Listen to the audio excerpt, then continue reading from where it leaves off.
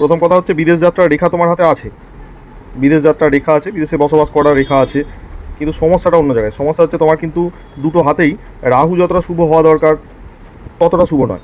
রাহু এই অংশটায় দেখবে অসংখ্য জাল তৈরি হয়েছে।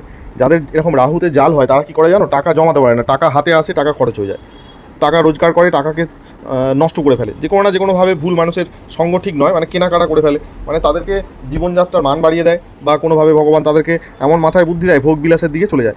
এবার তুমি অনেক কষ্ট করে রোজগার করবে, যদি তুমি টাকাটা ঠিক করে না জমাতে পারো তাহলে তোমার ভবিষ্যতে তো সমস্যা হবে না, এটা একটা ফ্যাক্টর। 2 নম্বর ফ্যাক্টর হচ্ছে এই রাহুতে যখন জাল থাকে না, যে কোনো না যে কোনোভাবে আইনি জটিলতা, মানে বিভিন্ন রকমভাবে আইনি ঝামেলা জড়িয়ে পড়ার সম্ভাবনা থাকে। তোমায় কিন্তু এই বিষয়গুলো সাবধান হতে হবে, কারণ বিদেশ গমনের ক্ষেত্রে এগুলো কিন্তু খুবই গুরুত্বপূর্ণ। পাসপোর্ট সাবধানে রাখা, বিদেশে বিভিন্ন ধরনের মানুষ আছে, বিভিন্ন খারাপ মানুষ ভালো মানুষ সব বুঝে চলতে হবে। শুক্র পর্বতেও কিন্তু জাল আছে, এই দুটো জায়গা হচ্ছে মাইনাস পয়েন্ট আমি পেয়েছি। আর মাইনাস পয়েন্ট পাচ্ছি তোমার রবি। এই যে রবি রেখা, এই রবি রেখাটা কিন্তু নিচের দিকে নেমে ভাগ হয়ে গেছে।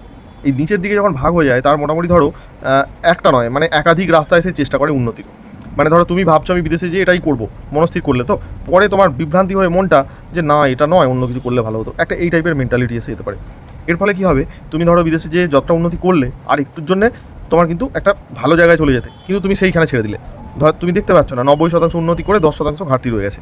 এবার এই ঘাটতিটা তুমি পূরণ আর করতে পারছো না, কারণ কি তুমি পিছিয়ে চলে এসেছো, অন্য কিছু করছো। এই জিনিসটা করা চলবে না। এই দুটো সতর্কবাণী আমি তোমাকে দিলাম।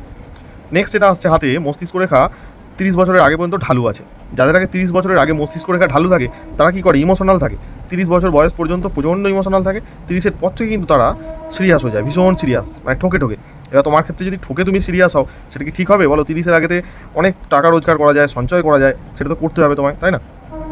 এই বিষয়টা কিন্তু মাথায় রাখবে, যেটা বললাম, অর্থ সঞ্চয়ে বেশি গুরুত্ব দিতে হবে।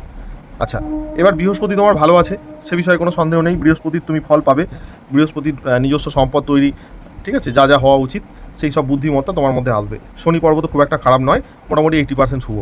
রবি পর্বত ভালো, তবে রবি রেখা যেরকম হওয়া উচিত আমি বললাম, স্ট্রং এবং স্ট্রেটভাবে নামা উচিত, সেটা যেহেতু হয়নি তাই তোমাকে একটু সিরিয়াস হতে হবে। তোমাকে সবসময় ভাবতে হবে যে তোমার টাকা খরচ হয়ে যেতে পারে, তোমাকে সঞ্চয় করতে হবে, দীর্ঘমেয়াদীভাবে সঞ্চয় করতে হবে। এমন না যে 5 বছর পর টাকা তুলবো, তখন আবার বড় ভুলভাল ইনভেস্ট হয়ে যেতে পারে। তাই লং টার্মে টাকা সঞ্চয় ছোটোভাবে হলেও করতে হবে। যেমনই রোজগার হোক না কেন তার একটা শতাংশ সঞ্চয় করতে হবে। বিশ্বাস করে কাউকে টাকা ধার দেবে না বেশি, তাহলে কিন্তু তোমার এই রাহু আছে শেষ করে দেবে। শেয়ার মার্কেটে তোমার কিন্তু হবে না বস, শেয়ার মার্কেট তোমার হাতের জন্য নয়। তুমি রাখতে পারো কিন্তু ঠকে যাবে তো বড় অ্যামাউন্টে, ওই জন্য আমি আগে থেকে সাবধান করছি। লটারির জন্য এই হাতটা নয়, হাতটা এমনিতে ভালো। ইমোশন যদি তুমি কন্ট্রোল করতে পারো, এই হাতটায় কিন্তু ধীরে ধীরে উন্নতি শুরু হবে। তবে এই হাতটা কিন্তু রাতারাতি কোটিপতি হওয়ার জন্য রেখা কিন্তু এখনও পর্যন্ত ওঠেনি। হাতের রেখা চেঞ্জ হয়, আজ নয় কাল, পরশু নয় তরশু, বা 1 বছর পরে রেখা কিন্তু চেঞ্জ হয়। এবার যত দ্রুত চেঞ্জ হবে তুমি পরিশ্রম যত করবে তার উপর নির্ভর করছে। তুমি যদি পরিশ্রম বেশি করো, বেশি রেখা চেঞ্জ হবে, যদি না করো রেখা খারাপ হয়ে যাবে আরও। মানে অনেকের হাতেই দেখেছি হতে, তাই তোমাকেও এই ব্যাপারটা বললাম, সচেতন হবে। নেক্সট সেটা হচ্ছে তোমার বিদেশের যে প্রশ্নগুলো আছে, আমি সেই প্রশ্নগুলো বলছি। আমি তোমার হাতটা তো দেখে নিলাম, এবার আমি প্রশ্নগুলো দেখি যেগুলো আছে, আর তুমি যেগুলো বলেছো সেগুলো দেখছি। প্রথম প্রশ্ন হচ্ছে বিদেশে গিয়ে স্থায়ী বাস হবে কিনা। হ্যাঁ, তোমার স্থায়ী বাস হতে পারে, বাধা খুব একটা নেই, রাহু আর শুক্র ছাড়া। খুব বেশি দেশ নয়, 1 থেকে 2টো দেশে কর্মসংস্থানের সুযোগ আছে এই হাতটায়।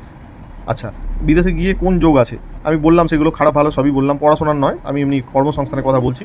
বহুদেশ ভ্রমণ না, ভ্রমণ হতে পারে, কিন্তু বহুদেশ ঘুরে যে রাতারাতি অনেক লক্ষ লক্ষ টাকার আয় হবে সেরকম টাইপের হাত নয় এটা। মানে এমন দেখবে অনেকে আছে বৈদেশিক কোম্পানির ডাকে সে যায়, সেখানে প্রচুর বেতন, মাসে 2 লাখ 3 লাখ বেতন, এই টাইপের হাত নয় এটা। এটা মোটামুটি ধরো ভারতীয় মুদ্রায় 1 লক্ষ টাকা পর্যন্ত আয় করতে পারবে সর্বোচ্চ, যদি চেষ্টা করে। এখন পর্যন্ত হাতটার যা পরিস্থিতি, যদি সৎভাবে পরিশ্রম করে, নিজের স্কিলটা ডেভেলপ করে, যে ঘাটতিটা আছে রাহু আর শুক্রর, যদি ঘাটতি দূর করতে পারো তাহলে কিন্তু তুমি 1 লক্ষ টাকা পর্যন্ত আয় করতে পারবে এই হাতটা। ভারতীয় মুদ্রার কথা বলছি, ঠিক আছে। এবার তুমি প্রশ্ন করেছো যে আমার কবে থেকে আয় শুরু হবে, বেশি বেশি করে টাকা কবে থেকে রোজগার হবে। দেখো, বাঁ হাত ডান হাত দুটো মিলে ফল হয়। এবার আমি যেটা দেখতে পাচ্ছি, তোমার 28-27 পর্যন্ত কিছু কিছু বাধা আছে, রোজগার করবে, খরচ হবে, এরকম টাইপের চলবে। কিন্তু 30-এর পর থেকে একটু বেশি বেশি করে এই ফলগুলো তুমি পেতে শুরু করবে। তার রেখা কিন্তু এখানে হাতে দেখতে পাচ্ছি। আর তুমি প্রচণ্ড ইমোশনাল, এই ভালো মানুষ বা ইমোশনাল যারা, তাদের কিন্তু সমস্যা তৈরি হয়। এই বিষয়টা কিন্তু মাথায় রাখবে, ঠিক আছে। এবার তুমি যদি কনফিউজ থাকো এই বিষয় নিয়ে, আমাকে ভয়েস মেসেজ করো, একটা করে আমি বলে দিচ্ছি, ঠিক আছে। আর ভিডিওটা আমি কোথাও পোস্ট করছি না, ব্যক্তিগতভাবে পাঠাচ্ছি। যদি তুমি মনে করো পোস্ট করার প্রয়োজন আছে আমায় বলবে, আমি পোস্ট করে দেবো, নাম গোপন রেখে।